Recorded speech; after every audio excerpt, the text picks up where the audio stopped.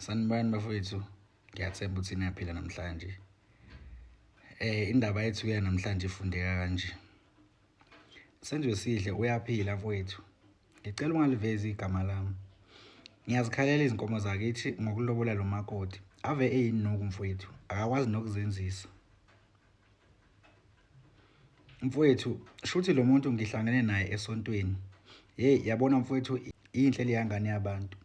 Bisafunda isikole-ke mina sengisebenza and bengina 3 years ngisebenza mfowethu. Benginazo-ke izintombi ngaphandle esontweni, kodwa ngoba kumele ngithathe esontweni, hhayi ngabona ukuthi le ngane ngizovuka ngayo, ngiyeke lezi ngoba ngizimoshela isikhathi. Saxoxa-ke sekuphuma isonto, ngayiphelezela-ke mfowethu ngemoto, ngayibeka kubo kwayo. Yangabi nankinga mfowethu, yanginikeza inamba. Kwaba uqala kwethu-ke lapho. Inkinga-ke beyihlala emakhaya mina njengoba ngihlala eThekwini. Ngayibona ngivakashe emakhaya. Hhayi iqede-ke mfowethu ukufunda ngonyaka olandelayo, izofunda eThekwini. Bese ku-right-ke ngoba besibonana noma inini uma sikhumbulana. Lento yobunuku bayo bengingayinakile-ke mfowethu, ngoba beyifika emini ihambe ntambama. Ngangingathandi ukuthi izolala endlini yami ngoba ngizoyona, so nje yayingalali endlini. Kuhambe isikhathi nami ngiyahlanganisa lana, ngifuna ukuthi uma nje iqeda isikole ngiyilobole fast. Senza unyaka wokugcina-ke mfowethu, ngihambe ngiyovela kubo kwayo. Kube kuhle-ke mfowethu, sonke lesikhathi ibufihlile lo bunuku bayo. Kuphele unyaka iqede nje ukufunda, after i-graduation sishade. Kube kuhle-ke eze ekhaya, ahlale ekhaya mina njengoba ngihlala eThekwini. Ngibuya makuphela inyanga. Angifonele-ke umama ongizalayo, akhale ngokuthi umakoti akekho muhle ngasekuphekeni, kanti nasekuklineni nje udonsa izinyawo. Kodwa wathi kumele ngibuye ngizozibonela mina lento. Hhayi kungapheli nenyanga nje avesane athole umsebenzi khona la eThekwini, lo owayewufundela. Hhayi ngijabule-ke nami, ngisho ngithi ngizoke ngiyibone lento eshiwo umama, mhlampe bayamsukela nje umakoti wami. Hhayi a-relocate-ke azohlala nami eThekwini. Mfowethu, ngikutshela ukuthi ngosuku lokuqala nje wayepheke inyama nerayisi. Lapho zange ngimbone ephekile, ngabuya emsebenzini esephekile. Kwakubi ukudla mfowethu, hayibo, kwakunzima nokuthi ngikuqede. Ngangambuza lutho-ke ngoba nganginamahloni. Lapho upheke kakhulu, ngizokuphatha nakusasa lokudla emsebenzini.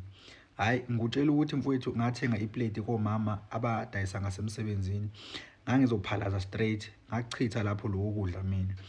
Hhayi kuthi ngakusasa ngoba naye wayeyoqala emsebenzini, abuye kuqala-ke kanti ngizofika naye esanda kufika endlini. Uma ngifika-ke mfowethu endlini, ukhumulele phezu kombhede, izimpahla ebezigqokile akazifakile ngisho kubhasikidi, nezicathulo zilana nje esibangeni, uzibeke kabi, akuqoqekile nje endlini.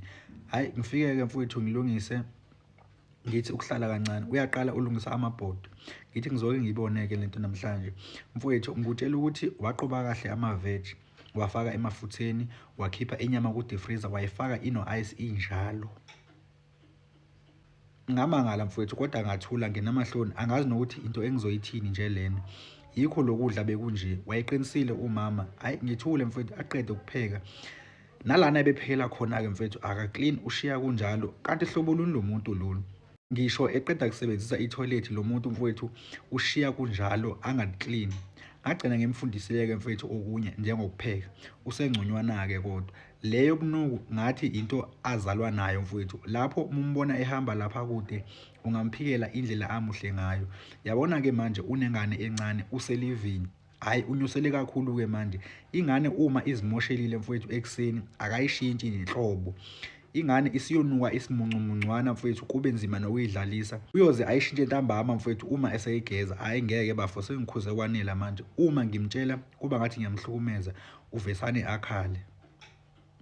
Ukhalelani wenuku? Mfowethu cela ungiphostele ngizwe kubantu bakho ukuthi kwenziwa njani uma ubhekene nale nkinga. Ngeke lena ingapheki amandla ami. Ngiyabonga senziwe sihle.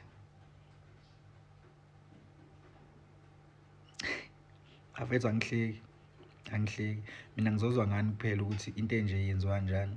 Nani bosisi ngicela like niyiphendulele ngokwenu ukuthi umuntu ehlabe ekanje utshelwa kanjani. Ngiyabonga kakhulu.